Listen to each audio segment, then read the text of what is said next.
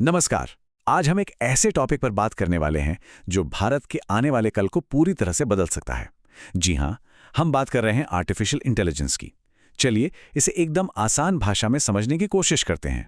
तो देखिए, सबसे बड़ा और सबसे ज़रूरी सवाल यही उठता है कि हम 140 करोड़ लोगों के लिए इस ज़बरदस्त टेक्नोलॉजी को सेफ और भरोसेमंद कैसे बनाएं। ये सिर्फ एक टेक्निकल सवाल नहीं है, ये हम सबके भविष्य का सवाल है। जरा एक नंबर पे गौर कीजिए, 1,40,40,00,000। अब सोचिए, अगर कोई एआई सिस्टम 99% सही है तो क्या ये काफी है? भारत जैसे बड़े देश में इस 1% का मतलब क्या हो सकता है? इसका मतलब है 1,40,00,000 से भी ज्यादा गलतियां। और जरा सोचिए, अगर ये गलतियां किसी के बैंक लोन में, किसी सरकारी योजना में या किसी के इलाज में हो तो?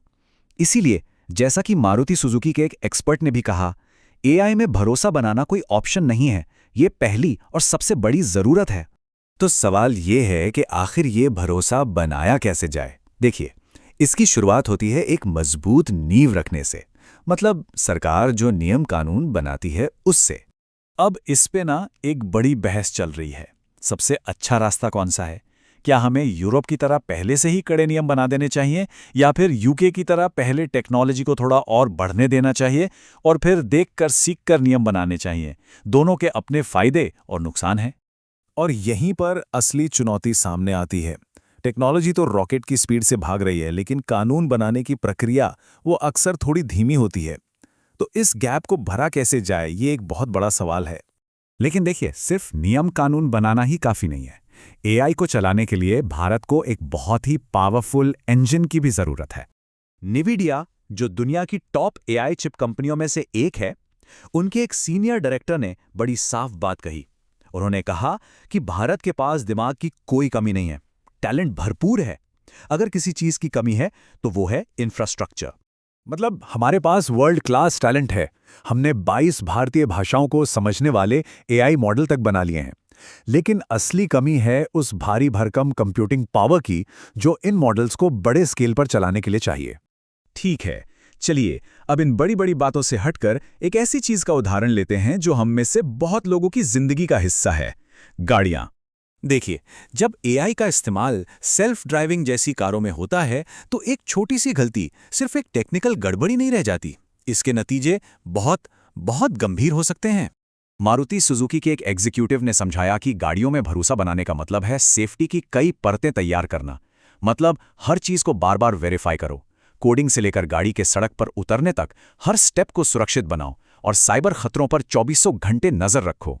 अब भारत में एआई के भविष्य को लेकर एक ऐसी क्रांतिकारी सोच पर नजर डालते हैं जो शायद शिक्षा की पूरी तस्वीर ही बदल दे।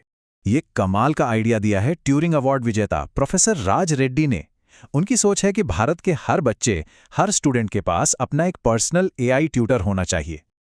और ये कोई मामूली ऐप नहीं है, इसे कहते हैं पर्सनल सॉवरेन एआई। मतलब एक ऐसा एआई जो पूरी तरह से आपका अपना हो, प्राइवेट हो। वो लगातार आपसे सीखेगा, आपकी ज़रूरतों को समझेगा और आपको बेहतर ढंग से सोचने और सीखने में मदद करेगा। जरा कल्पना कीजिए एक ऐसे गुरु की जो 24 घंटे आपके साथ हो। वो जानता है कि स्टूडेंट को कहाँ दिक्कत आ रही है, वो उनके हर सवाल का जवाब देता है, और सबसे जरूरी बात, वो उन्हें सिर्फ जवाब रटना नहीं बल्कि सोचना सिखाता है। तो इन सभी एक्सपर्ट्स की बातें सुनने के बाद भारत के लिए सबसे बड़ी, सबसे महत्वपूर्ण सीख क्या निकल कर आती है? एक एक्सपर्ट ने इसे बहुत ही खूबसूरती से समझाया। उन्होंने कहा कि एआई को कामयाबी से इस्तेमाल करना सिर्फ 30% टेक्नोलॉजी का खेल है। जो बाकी 70% है ना, वो है हमारी सोच, हमारी मानसिकता को बदलने का खेल। तो इन सब बातों का निचोड़ क्या है? अगर एक लाइन में कहना हो तो सबसे अहम बात क्या है? देखिए, भारत के पास एआई की दुनिया में सबसे आगे निकलने का टैलेंट और पोटेंशियल दोनों हैं। लेकिन हमारी कामयाबी 3 मजबूत पिलर्स पर टिकी होगी। पहला, भरोसा बनाना। दूसरा, इसे चलाने के लिए ज़रूरी इंफ्रास्ट्रक्चर खड़ा करना। और तीसरा, जो शायद सबसे अहम है, हर एक नागरिक को ताकतवर बनाने के लिए अपनी पुरानी सोच को बदलना।